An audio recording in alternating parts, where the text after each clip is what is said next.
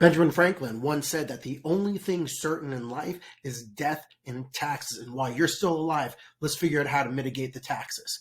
We're going to talk about multiple different things in this series. Hopefully, you've already seen the part on the Augusta rule. Today, we're going to be talking about the benefits of switching from accrual-based accounting to cash-based accounting. But for a lot of people, the question probably is, what's the difference? What is one versus the other?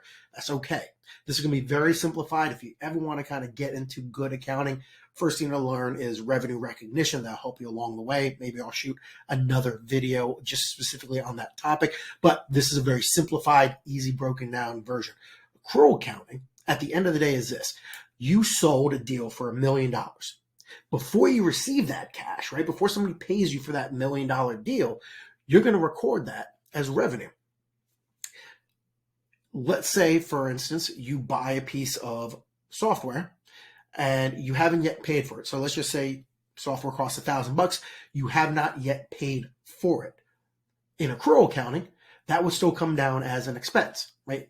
And at the end of the day, right, you take your revenue, you subtract it from your expenses, and that comes out as your net revenue, right? Key part about that. But cash-based accounting, at the end of the day, records revenue and expenses when actual payments are received or dispersed. The biggest thing in life, which kind of changed me from accrual to cash-based accounting, especially for smaller businesses at the end of the day, is this. Revenue is a story. Cash is a fact. I want to say that again. Revenue is a story, right? I sold $1 million, but nobody's paid me that $1 million yet, but I'm still counting that as revenue. Okay, that's fine. But for most business owners, that's not how they pay people. Nobody pays people on promises. You pay people in cash. You receive cash at the end of the day. So cash-based accounting really has a lot of benefits that come along with that. And let's talk about a little bit of them for you. Now, of course, everything has weaknesses, but let's first talk about the benefits. One is simplicity. Did you pay cash or did you receive cash? That's about it. Second, it really is that ground truth. I mean, there's a lot of benefits of accrual accounting. Don't get me wrong. And it is good for certain things when it talks about kind of providing a forward look. But at the end of the day, once again, you can only pay your people. You can only buy your things. You only know who's paid you, by who's paid you and where your money has gone out to. So it really is a ground truth at the end of the day of where you're at. Third part is you don't pay taxes. And once again, going back to this idea of accrual accounting, let's say you have $1 million deal, huge deal, completely puts you over that edge on your business. Well, in accrual accounting, even if they haven't paid you that $1 million yet, guess what? You owe taxes on that $1 million. In cash-based accounting, if you sold the deal, until you receive that $1 million, you don't have to pay any taxes on that $1 million. That's the beautiful part about it. But there are some weaknesses, right?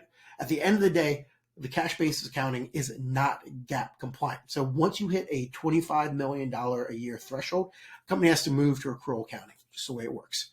The second part is accrual accounting really does allow you to compare future payments to future expenses, get a good feel for where your business may be going, not necessarily always at where it's at today. So the reality is that for most businesses, significantly under $25 million, let's just say under $25 million, the benefits for cash-based accounting are pretty huge, especially if you at the end of the day are holding the bag for any taxes that your LLC, your company, is going to have to pay out at the end of the year.